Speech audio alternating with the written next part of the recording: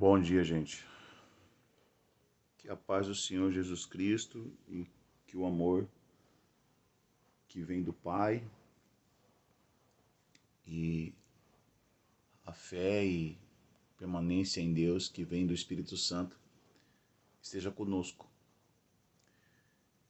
Eu acordei esse dia 16 de junho, dia do Corpus Christi, é um feriado, quinta-feira, feriado. Chorando e triste, já derramei lágrimas ao saber da notícia que o indigenista e o jornalista britânico, o Dom Phillips, e o Bruno, indigenista brasileiro, foram mortos por esses bandidos, né? Que infelizmente povoam a selva brasileira. E eu fico pensando assim, chorando, e pensando como é que nós brasileiros deixamos o Brasil ficar do jeito que está. E eu me culpei. Eu me culpei porque eu acreditei, eu fui um crédulo nos políticos que governaram o Brasil depois da intervenção militar de 64 até 1984. Nós tivemos a intervenção militar. Eu nasci em 63, 1963, e eu vivi a minha infância, a minha adolescência e parte da minha juventude no período que nós chamamos de ditadura militar. Para mim não foi ditadura militar, porque eu vivi naquele período, eu também já fui militar, eu sou ex-PM aqui em Mato Grosso, soldado Azevedo. Então, para mim foi muito bom, porque eu cresci naquela época onde eu tinha segurança, onde eu via os brasileiros interessados pelo Brasil, havia uma educação e um respeito ao nosso pavilhão nacional nas escolas. E depois que o Brasil foi colocado nas mãos dos civis novamente a partir de 1984 para cá, o Brasil se tornou essa bagunça. E homens corruptos tomaram conta do nosso país, não cuidaram da segurança do nosso país, não cuidaram da educação do nosso país, não cuidaram como deveria cuidar da saúde do nosso país, não cuidaram da infraestrutura do nosso país, porque o nosso país retroagiu, o nosso país não tem estrada suficiente para escoar de maneira vantajosa a sua produção, não tem uma malha ferroviária para escoar a produção pelo Pacífico e também lá para chegar até o Rio Amazonas ou então o Tocantins e levar a nossa produção para fora, para o exterior. E deixamos a educação na mão de pessoas comunistas, de comunistas, professores comunistas que mergulharam esse país na devassidão sexual e nessa ideologia de gênero que corrompe nossos infantes, nossas criancinhas, os menininhos e as menininhas. Eu sou professor de História e Filosofia, me formei depois que saí da PM. Eu me graduei em História e Filosofia pela Universidade Federal de Mato Grosso e durante mais de 30 anos, quase 30 anos, eu me tornei defensor.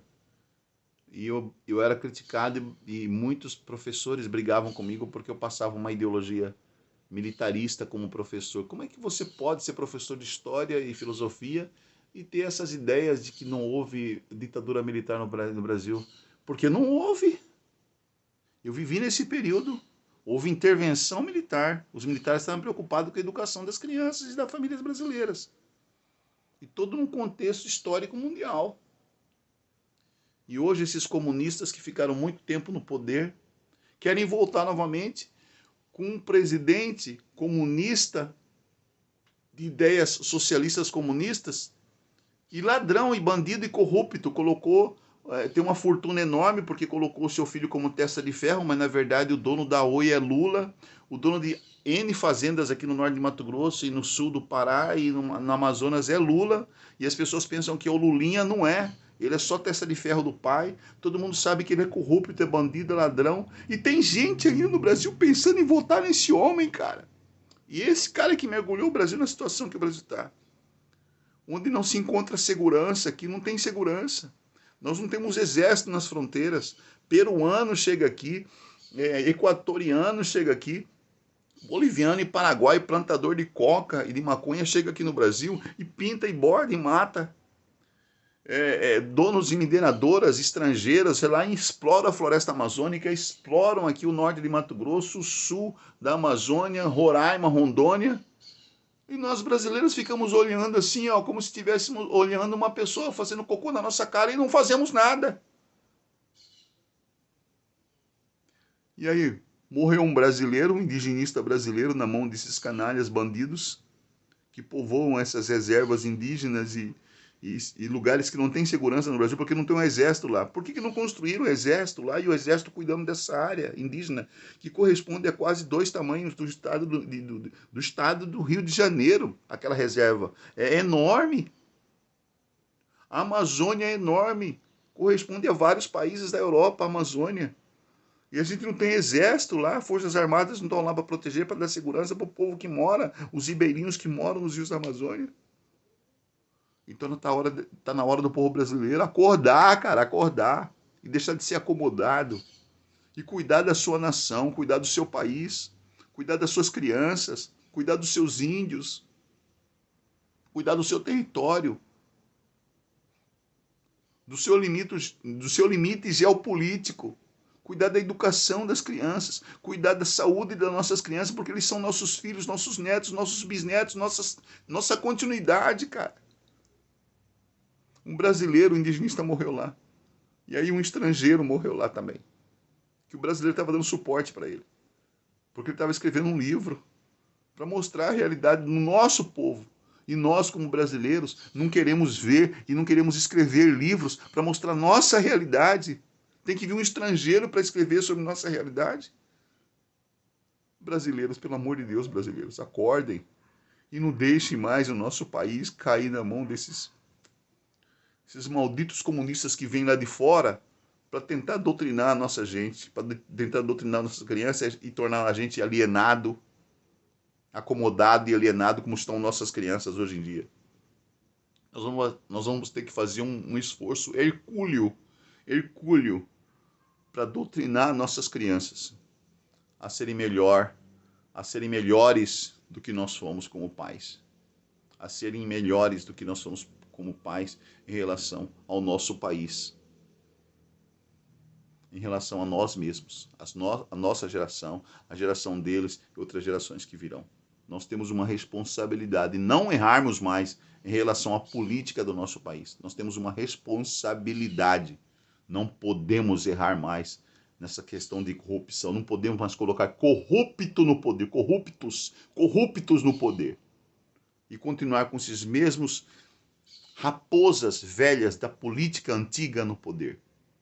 Nós temos que ser contundente na teoria, na tese, sabe? No estilo de vida de anticorrupção. Quando você for para votar novamente, por favor, pensa. Eu quero um candidato que seja anticorrupção. Eu não quero mais nenhum corrupto no poder. Nenhum. Nem deputado estadual, nem deputado federal, nem senador corrupto, nem governador corrupto e nem presidente da república corrupto. Pelo amor de Deus, olha isso. O futuro do nosso país, o futuro dos nossos filhos, nossos netos e bisnetos, está nas nossas mãos. Nas nossas mãos.